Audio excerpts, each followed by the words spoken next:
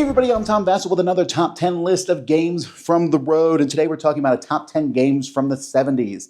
Nowadays, it's easy to make top 10 games from a year. I could almost do it from a month. But in the 70s, it's a little more lean pickings. But there's some fun games out there, and these are my 10 favorites. Number 10, Triple Yahtzee.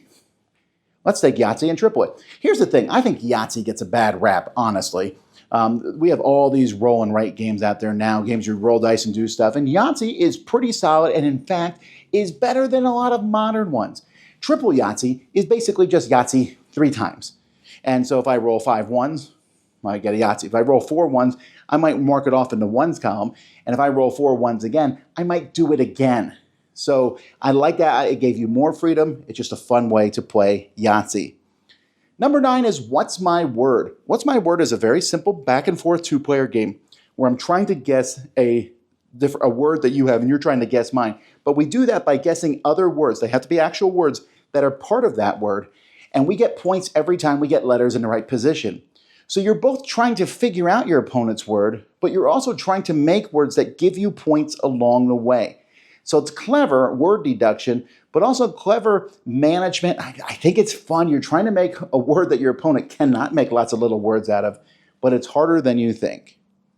Number 8 is a Steve Jackson game, The Awful Green Things from Outer Space. Originally sold, I believe, in a bag, and then eventually they made a version where you have to cut out the pieces. This is all horrible stuff. But the game itself is very entertaining. One person's playing green globular goo that's running around taking over a ship, and the other person's trying to stop them. How do you stop them?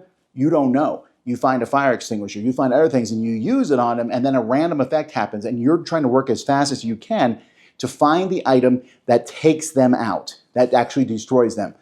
It's a lot of fun. It's silly, back and forth 2-player game, The Awful Green Things from Outer Space.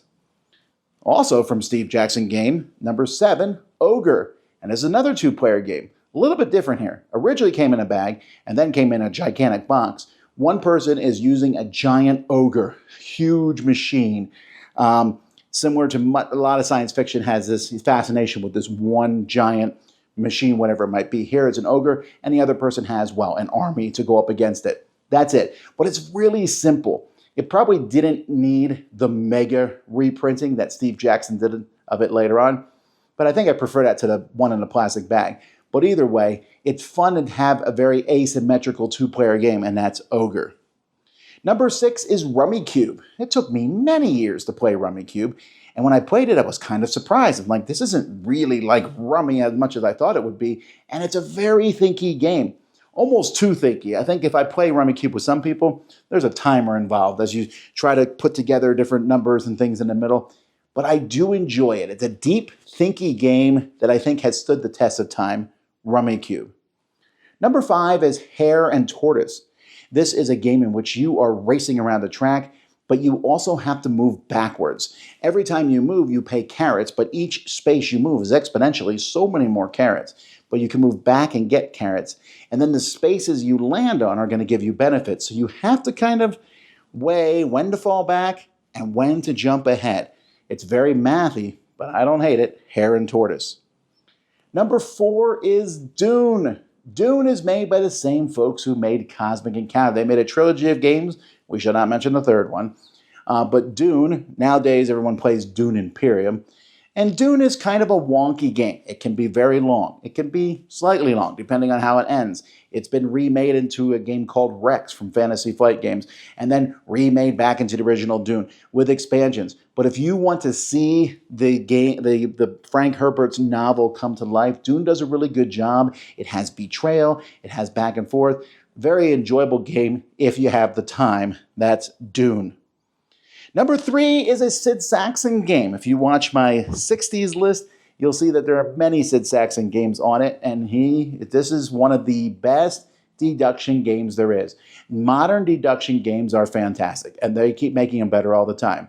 Sleuth still kind of sneaks in there for me. It is so tricky. You are trying to figure out one missing jewel by asking people questions about what's in their hand and then keeping track, figuring out what's in everyone's hands. Once you can figure it out, you can figure out the missing thing, and it is so hard. It's one of the hardest, if not the hardest deduction game I've ever played. But sometimes I want that mental effort, and I like it. Sleuth. Number 2 is a racing game, Reifenbreit. This actually has never really had a English release. Very popular over in Germany, a bicycle racing game where you have 4 bicycles and you're rolling dice to move them around the board. But because you can draft behind other players, because each player has a card you can play instead of rolling dice, you can even cheat in the game, and it's the combination of all 4 of your racers that do it, and you got to be careful going up the mountains and stuff. It's a simple racing game that I think really has stood the test of time. I like it a lot, Reifenbreit. And then my number 1, yes, I managed to stick it on another list, Cosmic Encounter. Almost as old as me, by the same designers who made Dune.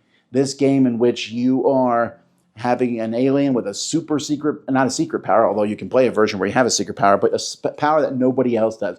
Everyone is playing something different. And I played this game, the first time I played this game, I believe I was 13. I loved it then. I love it 45 years later. So such an amazing, or 35 years, I'm not that old yet, years later, but still a long time, decades of fun with this game and all its different versions. And the new Fantasy Flight version, I say new, it came out almost 20 years ago now, I think stands the test of time. So those are my top 10 games from the 70s. What are yours? Let me know in the comments. Until next time, I'm Tom Vasel. This is Top 10 List on the Road. See ya.